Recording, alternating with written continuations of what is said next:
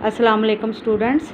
आज हम बरआज़म एशिया में पाकिस्तान को हम पढ़ चुके हैं और पाकिस्तान के बाद आज हम जो दूसरे मुल्क के बारे में पढ़ रहे हैं वो है पीपल्स रिपब्लिक ऑफ चाइना, जिसे उर्फ़ आम में चीन कहा जाता है। उसके बारे में, उस मुल्क के बारे में हम पढ़ रहे हैं। चीन पाकिस्तान का एक करीबी हमसाया मुल्क भी है और बहुत ही करीबी दोस्त मुल्क भी है।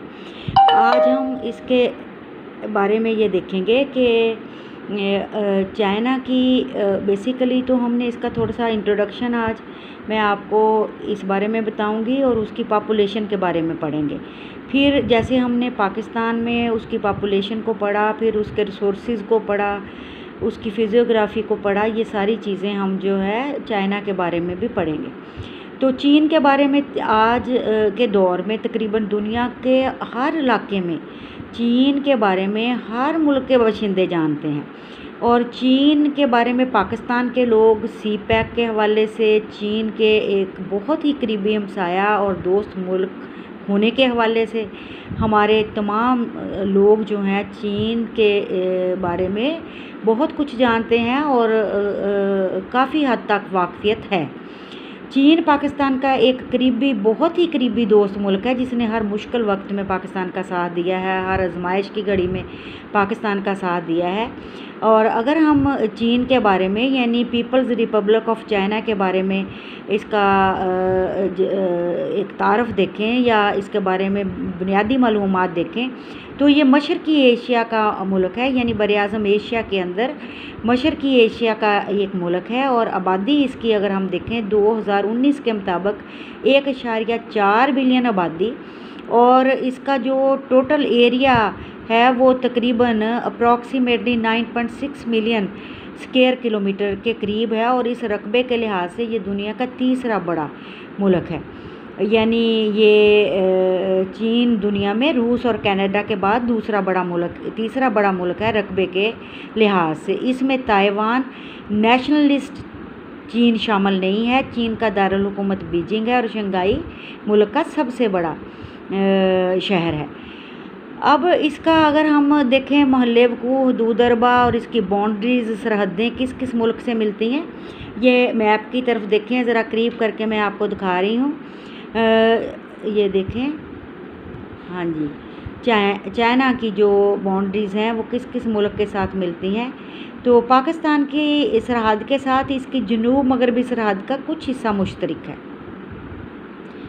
इसमें जनूब मगरबी हिस्से में ना सिर्फ पाकिस्तान है बल्कि अफ़गानिस्तान, ताजिकिस्तान, किर्गिज़स्तान और कज़ाकिस्तान ये ममालिक हैं जिनके साथ इसकी बाउंड्रीज़ मिलती हैं। इसके अलावा अगर आ जाते हैं आप, ये मशरक़ी, ये ईस्ट चाइना सी है और ये साउथ चाइना सी है, ये मशरक़ में इसके। अगर इसके शुमाल में अगर हम देखें हैं तो मंगोलिया है और रशिया का इलाका है, रशिया का मुल्क है, मंगोलिया है।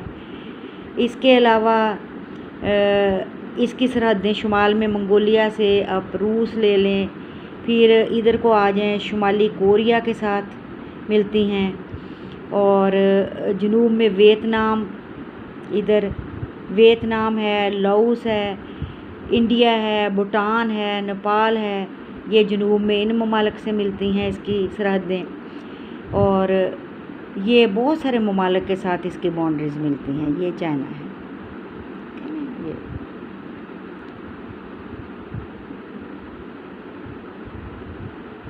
अफ़गानिस्तान के साथ भी इसकी बाउंड्री मिलती है, ये वाखान की पट्टी जहाँ पर है, यहाँ पर।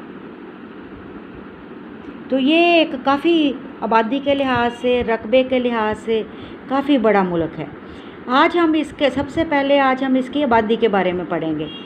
तो पॉपुलेशन की डेंसिटी देखेंगे कि किन एरियाज़ में किस हिसाब से है, और टोटल पॉपुलेशन इसकी कितनी है, और पॉपुलेशन को कंट्रोल करने के लिए इसने क्या इक़दामात किए हैं, वगैरह वगैरह।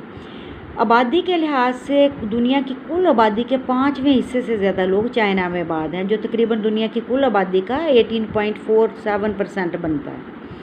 कम्युनिस्ट चीन में आबादी जो है 2019 के मुताबिक 1.4 बिलियन थी, और ये चीन दुनिया का पहला मुल्क था उस वक्त जिसकी कौम ने अरब के अदद का हदफ अबूर किया है। अब चाइना के बाद इंडिया भी 1.3 बिलियन आबादी के साथ दूसरे नंबर पर है।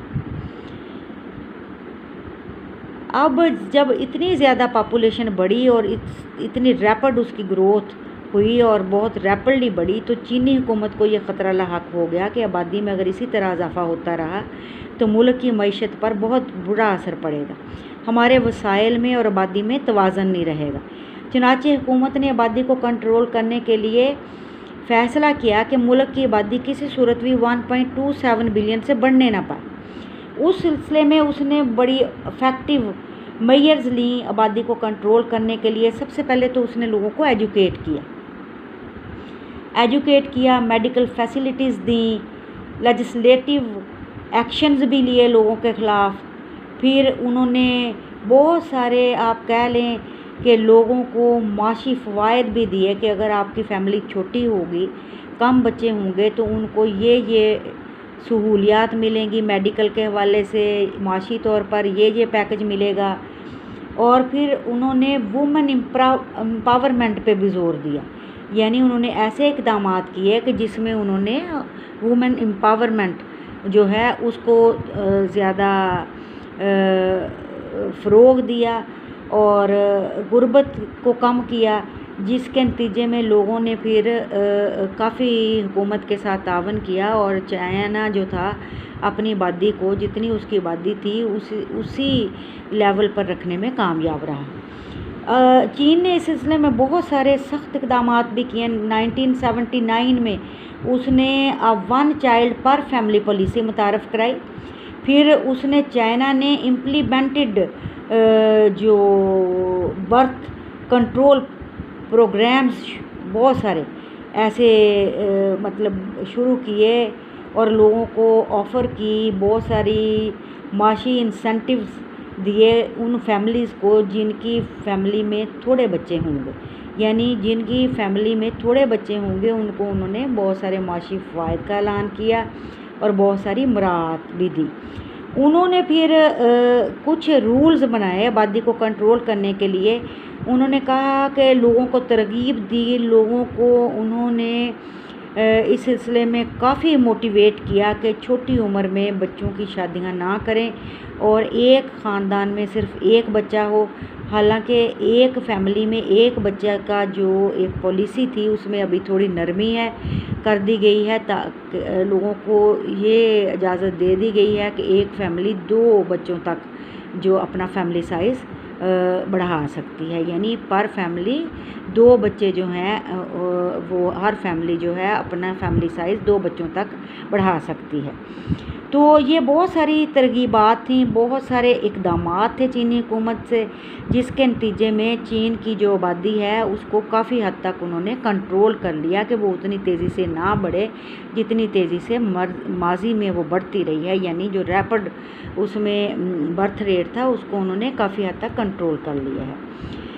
अब हम ये देखते हैं अगर आबादी के हवाले से कि चीन के अंदर जो आबादी है वो नस्लन किस किस नस्ल के लोग चाइना में आबाद हैं, तो ज़्यादा तो 1992 के तखमीने के मुताबिक 90% चीनी है और 5 करोड़ गैर चीनी लोग हैं जो मुल्क के 60% रकबे पर आबाद हैं और एक मिनॉरिटी है, मिनॉरिटीज़ में शुमार होते हैं। चीन के मगरबी हाशिए इलाकों में गैर चीनियों की तादाद बहुत ज़्यादा है।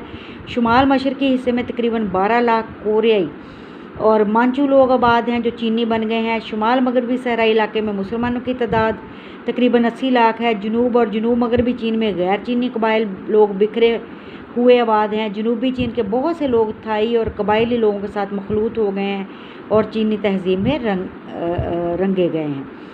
अब अगर पॉपुलेशन डेंसिटी देखें चाइना के अंदर, तो पूरे चाइना के अंदर आबादी एक जैसी नहीं है, कि मतलब इस तरह नहीं है कि पूरा चाइना का जो एरिया है उसमें डेंसिटी वाइज पॉपुलेशन एक जैसी है। ज़्यादा आबादी इसके मशरकी हिस्से में है, ये वाला मोस्ट पॉपुलेटेड एरिया है चाइना का, ये वाला इधर वाला। इन इलाकों में आबादी ना होने के बराबर है। यहाँ पर ज़्यादा आबाद इलाके हैं और इस हिस्से में जो ज़्यादा आबाद गुंजान आबाद इलाके हैं वो मंदरजा झैल हैं। उनके जो अहम तरीन इलाके हैं जो इस एरिया में भी ज़्यादा डेंसिटी वाले इलाके हैं वो मंदरजा झैल हैं। एक तो यांगसी का ज़ेरी मैदान है, ये मुल्क का सबसे ज़्यादा गुंजान आबाद इलाका है। चाइना का शुमाली मैदानी इलाका है, वस्ती झीलों का मैदान है, जनूबी मंचूरिया है, सकवान बेसन है और यांगसी कियांग का डेल्टा का इलाका है। इनकी निस्बत कदरे कम गुंजान आबाद इलाके सतह मुर्तफ़ा लोई में फ़ैन और वे की वादियाँ हैं और जनूब मशरक़ी साहल के डेल्टा इलाके हैं। इस तरह तो पॉपुलेशन की डिस्ट्रीब्यूशन है चाइना के अंदर, यानी मशरक़ी हिस्से में आबादी बहुत ज़्यादा है और इस हिस्से में आबादी बहुत कम ना होने के बराबर है। और जो सी पैक रूट पाकिस्तान में से गुजरेगा वो भी इस एरिया में से इस एरिया को यानी पूरे चाइना के इलाके को वैसे तो मिलाएगा, यहाँ से गुजरेगा और ग्वादर पोर्ट तक आएगा। तो आज हम चाइना के बारे में, उसकी पॉपुलेशन के बारे में, पॉपुलेशन में जो एक बहुत रैपिड आप कह लें इंक्रीज़ था उसको कंट्रोल करने के हवाले से कि चाइना की गवर्नमेंट ने उसको कंट्रोल करने के लिए क्या इक़दाम किए हैं और पॉपुलेशन डेंसिटी के हवाले से मुल्क के अंदर मुख्तलिफ़ इलाकों के बारे में पढ़ा है। और इंशाल्लाह कल हम अगला लेक्चर पढ़ेंगे जिसमें हम चाइना की एग्रीकल्चर जो है एग्रीकल्चर के बारे में पढ़ेंगे, इंडस्ट्री वगैरह के बारे में पढ़ेंगे। अल्लाह हाफ़िज़।